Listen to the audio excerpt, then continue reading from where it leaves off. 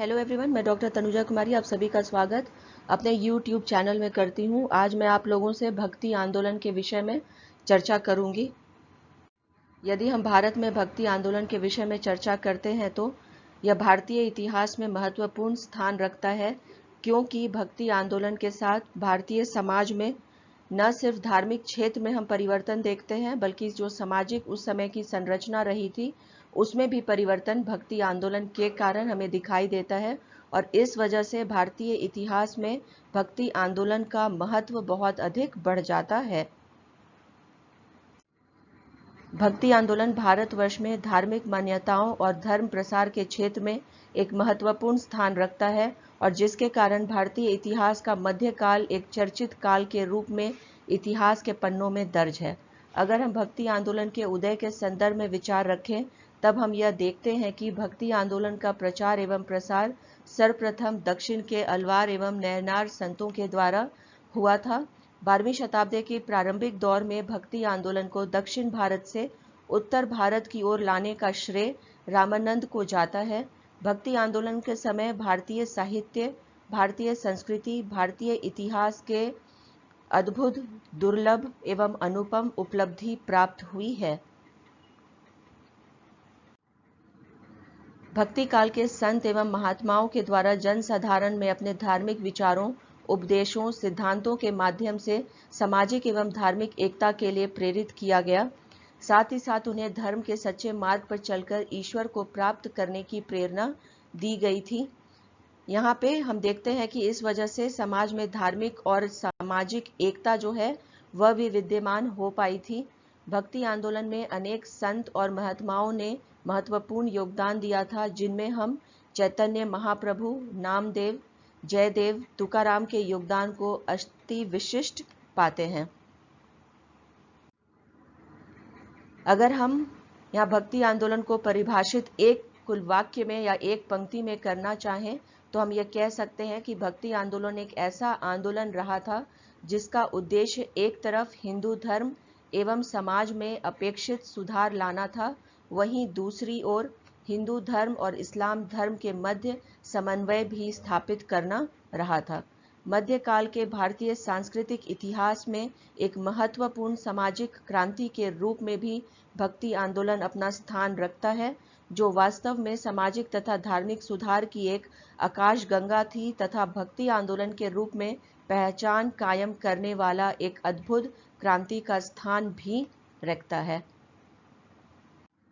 भक्ति आंदोलन भारत के हिंदुओं, मुसलमानों, सिखों के द्वारा भगवान ईश्वर की पूजा से जुड़े कई संस्कारों और अनुष्ठानों के लिए भी महत्वपूर्ण है।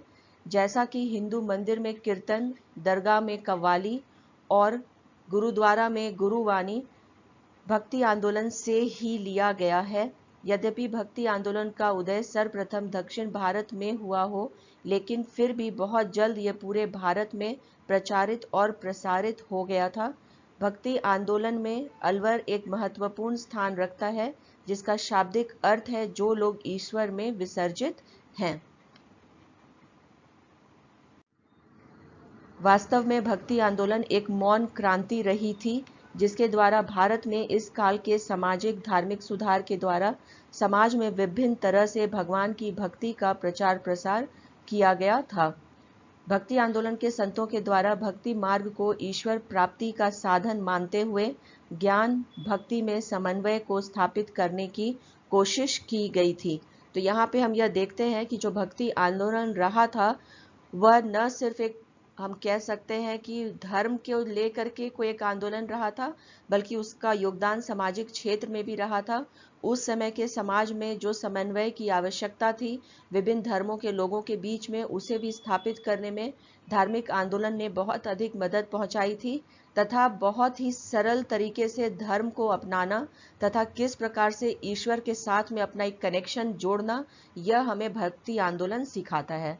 अगर हम भक्ति आंदोलन के इतिहास को देखें तो हमें यह ज्ञान सहज ही प्राप्त हो जाता है कि भक्ति आंदोलन की उत्पत्ति अचानक से नहीं हुई थी, बल्कि इसकी पृष्ठभूमि में अनेक कारण रहे हैं, जिसके कारण भक्ति आंदोलन का उदय हुआ है।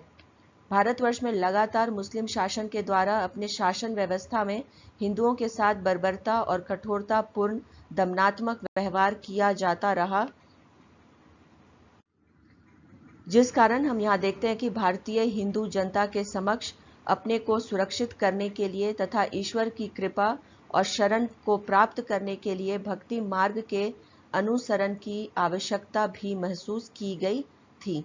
भक्ति आंदोलन की एक विशिष्ट पृष्ठभूमि रही है सूफी संतों की उदार एवं सहिष्णुतापूर्ण व्यवहार एवं विचारधारा तथा एकेश्वरवाद के प्रति उनका विश्वास, जिनके कारण हिंदू जनता काफी प्रभावित हुई थी और इसके बिना, या हम कह सकते हैं बिना प्रभावित हुए वे नहीं रह सकी थी।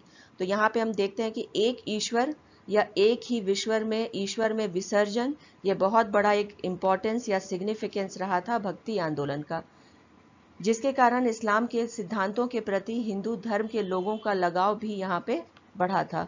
मुस्लिम शासन काल में हिंदू और मुस्लिम जनता के एक साथ एक समाज में रहने के कारण इन दोनों के मध्य सामाजिक एवं सांस्कृतिक संपर्क कायम भी हुआ था।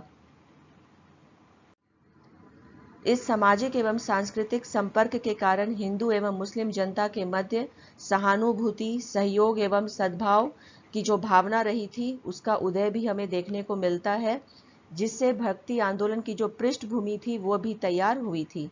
भक्ति आंदोलन की पृष्ठभूमि में सूफी संतों के द्वारा समाज में व्याप्त अमीर गरीब, ऊंच नीच, जात पात का जो विरोध उस समय विद्यमान रहा था समाज में, उस परिप्रेक्ष्य से भी ये काफी महत्वपूर्ण हो जाता है। भक्ति आंदोलन में कई सिद्धांत अपनाए गए थे, जैसे कि शंकराचार्य का ज्ञान मार्ग तथा अद्वैतवाद रहा था। इतिहासकारों का यह भी विश्वास है कि अधिकांश मुस्लिम शासकों के द्वारा हिंदू जनता के प्रति दमनात्मक व्यवहार करते हुए उनके मंदिरों को, देवताओं की मूर्तियों को नष्ट किया गया था। मंदिरों एवं देवताओं की मूर्तियों के अभाव के कारण हिंदू जनता के बीच ईश्वर की आराधना हेतु बिना मूर्ति मंदिर के भक्ति मार्ग को अपनाने की प्रेरणा भी मिली थी। तो यहाँ पे हम देख सकते हैं कि जो ईश्वर की आराधना पे बहुत अधिक इम्पोर्टेंस भक्ति आंदोलन के समय में बढ़ गई थी। जनसाधारण के बीच भक्ति आंदोलन के प्रचार एवं प्रसार की पृष्ठभूमि में भक्ति आंदोलन के संतों के द्वारा समाज में व्याप्त वर्ण व्यवस्था से मुक्त करने का मार्ग भी इसे बताया जाता रहा है। भक्ति संतों के द्वारा सामाजिक सौहार्द और सद्भाव के संदेश से भारतीय समाज सहजता के साथ भक्ति आंदोलन से अपने आप को जोड़ने लगा। भक्ति आंदोलन के अंतर्गत संतों के द्वारा साधारण बोलचाल की भाषा में जनसाधारण को भक्ति के प्रति भजन एवं गीत के माध्यम से जोड़ने का प्रयास किया गया है, और ये बहुत बड़ा एक हम कह सकते हैं कि यहाँ विशेषता रहा था और सरल मार्ग जो बताया गया था भक्ति आंदोलन के संतों के द्वारा कि ईश्वर से हम भजन एवं गीत के माध्यम से भी अपने आप को जोड़ सकते हैं। भक्ति आंदोलन के संतों के द्वारा मुख्य रूप से हिंदू धर्म में विद्यमान धर्मांधता, कर्मकांड और बहुदेववाद की व्यवस्था से जनता को एकेश्वरवाद की ओर ले जाना रहा था। भक्ति आंदोलन के उदय का एक महत्वपूर्ण कारण धार्मिक कर्म कांड का काफी जटिल होना भी रहा था, क्योंकि इस समय तक जब तक भक्ति आंदोलन का उदय नहीं हुआ था, धार्मिक जो कर्म कांड थे हिंदू समाज में बहुत ही जटिल हो गए थे। इस पे बहुत अधिक खर्च भी होता था। ये भी एक बहुत बड़ा कारण रहा था कि भारतीय लोग जो थे वो भक्ति आंदोलन के साथ जुड़ते चले गए थे। यहाँ पे यदि हम भक्ति आंदोलन की विशेषताओं के विषय में बात करें तो यहाँ भक्ति आंदोलन जो है वो एक सीधा, सच्चा और सरल भक्ति मार्ग को जनता को देने का कार्य भी किया था। उस समय की धार्मिक व्यवस्था ऐसी रही थी कि हिंदू धर्म में अनेक आडंबर, पाखंड तथा बहुदेववाद की उपस्थिति से हिंदू धर्म में पूजा पाठ, व्रत, उपवास जैसे कठिन विधि विधान प्रचलन में रहे थे। यही कारण है कि इन्हें समाप्त करने और सरल बनाने के लिए भक्ति आंदोलन का प्रचार एवं प्रसार हुआ। भक्ति आंदोलन के अंतर्गत जनसाधारण को एक सरल और सहज भक्ति का मार्ग का भी दर्शन हुआ था, जिसके कारण मध्यकाल में भारत में हिंदू जनसाधारण के बीच भक्ति आंदोलन का तीव्र विकास हमें देखने को मिलता है।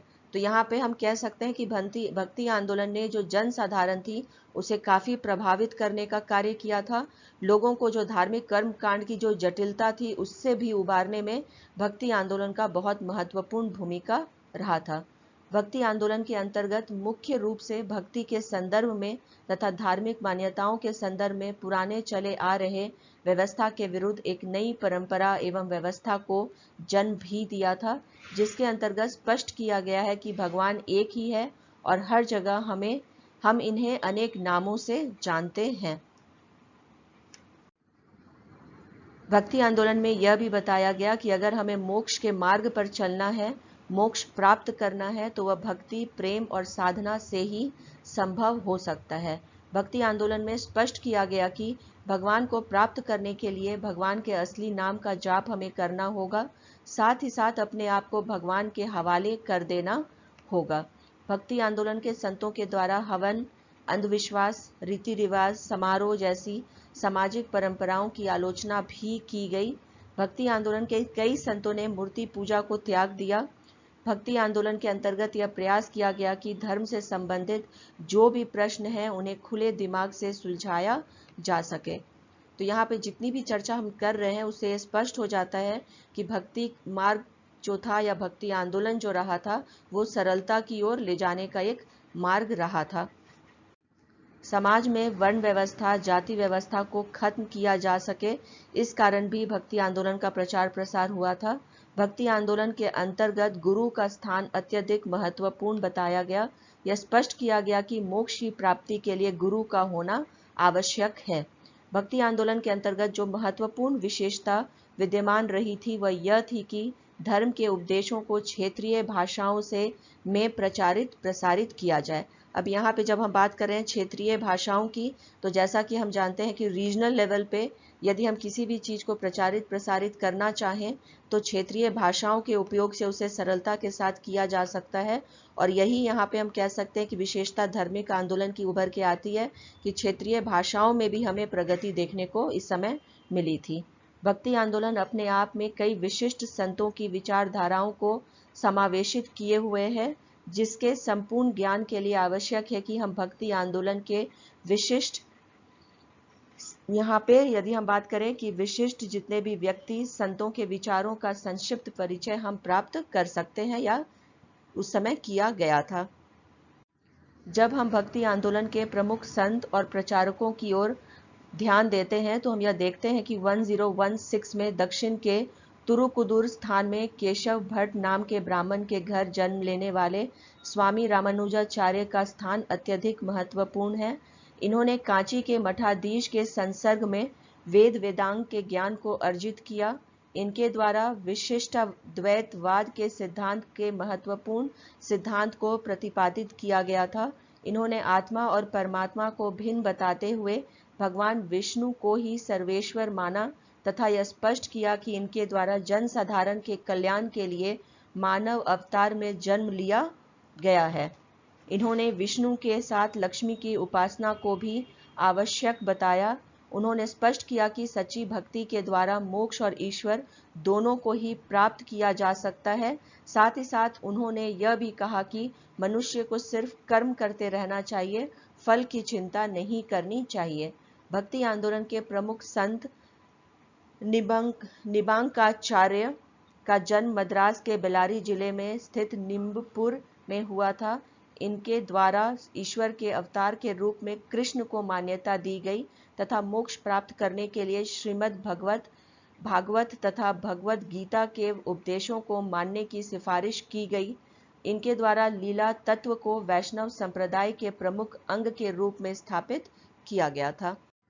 यहाँ पे यदि हम जितने भी प्रमुख संत रहे थे भक्ति मार्ग के उसकी चर्चा करते हैं तो इनमें रामानंदाचार्य का उल्लेखनीय स्थान रहा था। भक्ति आंदोलन के प्रमुख संतों में दक्षिण के ब्राह्मण परिवार में जन्म लेने वाले रामानंदाचार्य काफी महत्वपूर्ण स्थान रखते हैं। इन्होंने जाति प्रथा का पुरजोर विरोध किया तथा मोक्ष प्राप्ति के लिए भक्ति के मार्ग पर चलने का उपदेश दिया था। इनके द्वारा अपने इष्ट देव के रूप में भगवान विष्णु को माना गया। कबीर, नरहरि, रैदास जैसे महान एवं चर्चित संत इनके शिष्य रहे थे। तो यहाँ पे हम ये देख सकते हैं कि जितने भी संत रहे भक्ति मार्ग आंदोलन से जुड़े हुए, उन्होंने एक ईश्वर के प्रति अपने आप को समर्पित किया था।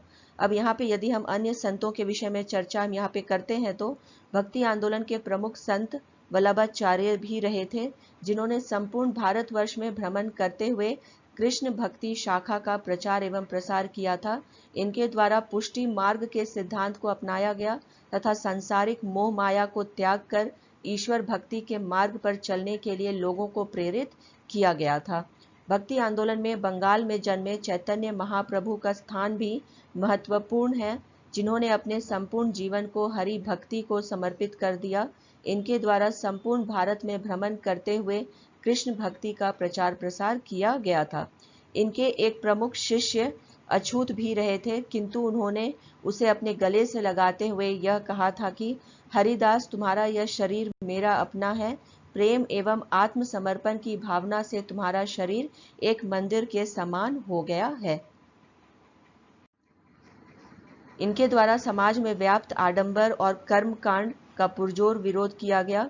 उन्होंने कहा कि लोगों को व्यक्तिगत सुखों को त्याग कर देना चाहिए तथा अपने जीवन, शरीर और आत्मा ईश्वर को समर्पित कर देना चाहिए तथा रात और दिन ईश्वर में ही मग्न रहना चाहिए। भक्ति आंदोलन में यदि हम अन्य और संतों के विषय में बात करते हैं तो भक्ति आंदोलन में शंकराचार्य का स्थान महत्वपूर्ण है। इनके द्वारा हिंदू में बौद्ध धर्म का सार एकीकृत किया गया था तथा प्राचीन वैदिक धर्म की व्याख्या की गई और अद्वैत वेदांत के सिद्धांत को सम्मिलित किया गया था। भक्ति आंदोलन में संत बसावा का महत्वपूर्ण स्थान है, जो लिंगायत के संस्थापक के रूप में जाने जाते हैं तथा इनके द्वारा कन्नड़ भाषा में वचना साहित्य की रचना की गई। इन्होंने शक्ति विशिष्ट अद्वैत का प्रचार प्रसार किया था। भक्ति आंदोलन के प्रमुख संतों में गुरु नानक देव का भी स्थान आता है। यहाँ पे यदि हम बात करते हैं गुरु नानक देव जी के विषय में तो ये सिख धर्म के संस्थापक रहे थे, जिन्होंने मूर्ति पूजा और जाति व्यवस्था का पुरजोर विरोध किया था। इन्होंने प्रार्थना और ध्यान के द्वारा एक भगवान की पूजा किए जाने की प्राथमिकता भी दी थी। भक्ति आंदोलन में पुरंदर का भी महत्वपूर्ण स्थान है, जिन्हें दक्षिण भारतीय शास्त्रीय संगीत के संस्थापकों में से एक माना जाता है तथा जिन्हें हम कर्नाटक संगीत के पितामह के रूप में भी जानते हैं। मीराबाई का भी स्थान काफी महत्वपूर्ण है भक्ति आंदोलन के संतों में, जो भगवान कृष्ण की भक्ति में लीन रहती थी और जिनके द्वारा भगवान कृष्ण के सम्मान में गाने और कविताओं का सृजन भी किया गया था। नामदेव एक प्रमुख संत थे जो विष्णु के बहुत बड़े भक्त के रूप में जाने जाते हैं। हरिदास एक महान संगीतकार संत थे जो सर्वदा भगवान विष्णु की महिमा को गाकर जनसाधारण के बीच प्रचारित एवं प्रसारित करते थे। एकनाथ का नाम भी भक्ति आंदोलन में महत्वपूर्ण है, जिन्होंने भगवत गीता के छंदों पर टिप्पणी भी लिखा था इन्होंने तथा विठोबा के ये भक्त रहे थे। विठल के भक्त तुकाराम का भी महत्वपूर्ण स्थान है, जिनके द्वारा वाराकू संप्रदाय की स्थापना की गई थी। इनके द्वारा बताई गई शिक्षाएं अभंगास में समाहित है। संत कबीर जो गुरु रामानंद जी के शिष्य थे तथा नीरू एवं नीमा जुलाहे दंपति जहां इनका पालन पोषण हुआ था के द्वारा ईश्वर को सर्वव्यापी बताते हुए आत्मा एवं परमात्मा को एक बताया गया है। इनके द्वारा ईश्वर के निर्गुण रूप को स्वीकार करते हुए तीर्थाटन करना, दाढ़ी मूछ मुड़वाना, माला फेरना, मूर्ति पूजा करना जैसे रिवाजों का विरोध किया गया। इनकी सारी वानियां इनके शिष्यों के द्वारा बीजक में संग्रहित की गई है। तुलसीदास जी के द्वारा भगवान राम को भक्ति मार्ग में विशिष्ट स्थान दिया गया तथा उन्हें जनसाधारण तक प्रचारित एवं प्रसारित करने के लिए रामचरितमानस की रचना की गई थी। अब यहाँ पे यदि और हम चर्चा करते हैं भक्ति आंदोलन के विषय में तो भक्ति आंदोलन का प्रभाव सबसे अधिक सामाजिक जीवन पर पड़ा था। भक्ति आंदोलन के कारण समाज में जातिगत भेदभाव में कमी आई थी। हिंदू मुस्लिम एकता का मार्ग प्रशस्त हुआ था। समाज में निम्न वर्ग के प्रति सम्मान की भावना का विकास भी हुआ था। सामाजिक कुरीतियों को समाप्त करने की दिशा में सामाजिक प्रयास प्रारंभ हुआ था। भक्ति आंदोलन के कारण ब्राह्मणों के द्वारा धार्मिक क्रियाकलापों के रूप में संपन्न किए जा रहे कर्मकांड और आडंबर अंधविश्वासों में कमी आई थी। भक्ति आंदोलन से गुरु के महत्व को समझा गया। भक्ति आंदोलन का एक राजनीतिक पहलू भी रहा था, क्योंकि इससे राष्ट्रीयता की भावना का उदय भी हुआ था। भक्ति आंदोलन के कारण हिंदू और मुसलमानों के मध्य समन्वय एवं सौहार्द का भाव उत्पन्न हुआ था। उस समय समाज में दोनों ही संप्रदाय एक दूसरे के धार्मिक स्थानों के प्रति सम्मान एवं आदर की भावना प्रकट करने लगे थे। भक्ति आंदोलन के संत महात्माओं के सिद्धांतों, उनके धार्मिक विचारों से जन साधारण में धार्मिक और सामाजिक जागरूकता आई थी और एक एकीकृत धार्मिक एवं सामाजिक आधार वाले समाज के निर्माण को बल भी मिला था। यदि यहाँ पे हम बात करते हैं और सामाजिक परिवर्तनों की, तो हमें यहाँ दिखाई देता है कि भक्ति आंदोलन के कारण जन साधारण को ईश्वर प्राप्ति और धर्म के सच्चे मार्ग के दर्शन हुए। भक्ति आंदोलन के सभी संतों और महात्माओं ने समाज में फैली बुराइयों के प्रति लोगों में जागरूकता लाने का काम किया था। साथ ही साथ शैव और वैष्णव के मध्य बढ़ते हुए विद्वेष को खत्म भी किया था। भक्ति आंदोलन के संतों और महात्माओं के द्वारा जन साधारण के समक्ष एक कर्म कांड मुक्त सरल जीवन को प्रस्तुत किया गया था, जिसमें ब्राह्मणों द्वारा शोषण किए जाने को कोई स्थान नहीं दिया गया था। भक्ति आंदोलन के कारण क्षेत्रीय भाषाओं की प्रगति और उन्नति तथा विकास का जो मार्ग था वह प्रशस्त हुआ था। विशेषकर पंजाबी, हिंदू, तेलुगु, कन्नड़, बंगला भाषाओं में अनेकानेक भक्तिपूर्ण रचनाओं का सृजन भी किया गया था। भक्ति आंदोलन के कारण वास्तविकता में समतामूलक समाज अब उसका उदय भी हमें यहाँ देखने को मिलता है। भक्ति आंदोलन के द्वारा मानवतावादी दृष्टिकोण को भी विकसित किया गया। भक्ति आंदोलन के माध्यम से लोगों को दैनिक जीवन में सत्य एवं पवित्रता के मार्ग का अनुसरण करने का परामर्श दिया गया। साथ ही साथ उन्हें कड़ी मेहनत और ईमानदारी पूर्वक धन उपार्जन करने को कहा गया था। इस धन से सामाजिक सेवा के अंतर्गत गरीबों और जरूरतमंदों की मदद करने को भी प्रोत्साहित किया गया। अंत में हम भक्ति आंदोलन के सबसे महत्वपूर्ण पक्ष के संदर्भ में विचार यदि हम रखते हैं तो वह यह पक्ष रहा है कि भक्ति आंदोलन ने हिंदू धर्म के दिव्य अर्थात ब्राह्मण को निर्गुण और सगुण दोनों रूप में स्पष्ट किया गया था। जहां निर्गुण ब्राह्मण अवधारणा वास्तविकता से जीना सिखाता है।